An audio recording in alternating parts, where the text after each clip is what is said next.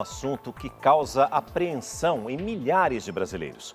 O fechamento de escolas e cursinhos durante a pandemia afetou o planejamento de milhões de estudantes pelo país, principalmente os que estão se preparando para entrar no ensino superior, Renata.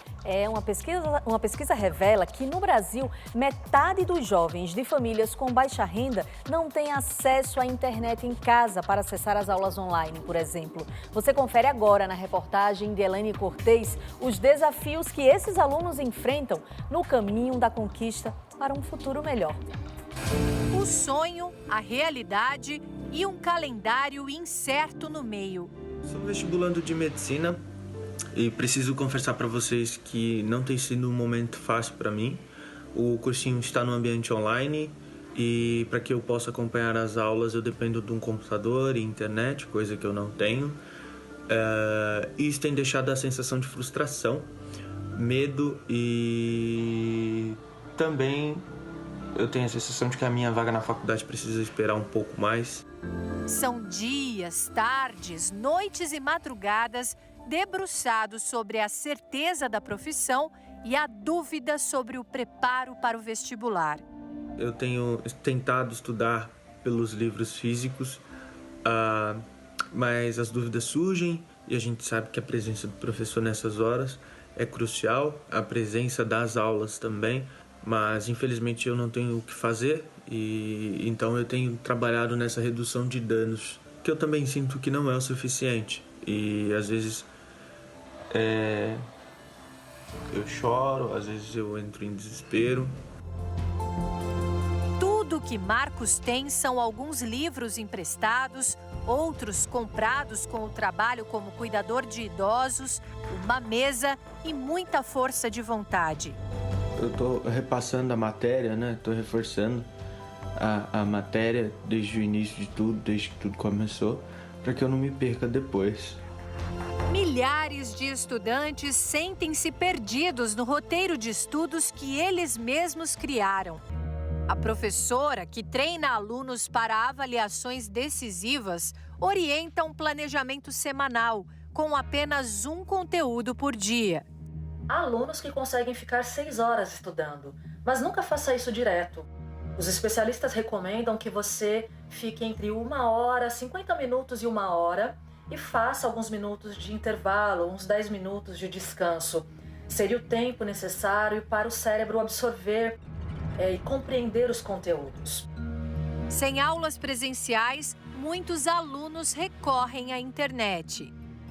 Aqueles que possuem acesso à internet podem buscar videoaulas pelo YouTube, há plataformas pagas e há plataformas gratuitas também. O INEP, ele disponibiliza as provas de anos anteriores. Isso é muito importante. Por quê? Porque não basta assistir às videoaulas, não basta ouvir um professor. É necessário fazer exercícios, é necessário fazer simulados, escrever redações. Entre os materiais gratuitos que podem ser encontrados na internet estão as aulas do professor Matheus. Aqui quem fala é o professor Matheus e hoje vamos a mais um vídeo resolvendo a questão 26. Análise combinatória, probabilidade, geometria e outros desafiadores tópicos de matemática previstos para as provas em aulas particulares à distância. Além disso, resolvi criar um grupo no WhatsApp com esses estudantes, para que tirem dúvidas, E também, neste grupo, eu encaminho todo o material teórico que elaboro, para resolver cada uma das questões ou para falar ao longo da aula. O professor da Grande Porto Alegre conhece bem as angústias dos vestibulandos. É recém-formado pela Universidade Federal do Rio Grande do Sul. A importância de manter essa rotina regular, afinal, em algum momento, as provas, as avaliações irão retornar. A iniciativa solidária alcança jovens como Bianca, que não podem pagar por um ensino particular neste momento. Eu quero entrar em alguma universidade com 100% de bolsa e sabia que esse caminho ia ser difícil, porém mais fácil do que estamos vivendo agora. Quando eu recebi a notícia do isolamento social e que as escolas fechariam, no momento para mim foi um choque. Eu vi todos os planos que eu tinha formalizado indo por água abaixo, me vi num caminho sem volta. Bianca iniciou a jornada de estudos para prestar o Enem, mas percebeu que o máximo empenho pode não significar o melhor desempenho. Eu percebi que eu tava remando meu barquinho, mas eu não tava saindo do mesmo lugar. Aí foi quando eu percebi que só a internet não basta. Eu sinto falta do auxílio de um professor, eu sinto falta da escola, sinto falta de anotar alguma coisa no caderno e no dia seguinte rolar um questionamento com o meu professor, rolar um debate. Eu tenho acesso à internet. O acesso à internet ainda é limitado para muitos estudantes do bairro onde Bianca mora. Como que fica as pessoas que não têm acesso à internet? Não têm os recursos necessários para que elas possam estudar esse ano? Como que elas ficam? Neste momento, você deve buscar outros recursos. Há videoaulas de conteúdos do 6º ao 8º ano do ensino fundamental e também do ensino médio. Aproveitem essas videoaulas para tirar as dúvidas, para acompanhar um conteúdo que vocês faz tempo que não veem, para revisar algumas questões. Em famílias com renda de até um salário mínimo, metade não consegue navegar na rede em casa, enquanto na classe A, apenas 1% dos jovens não tem conexão.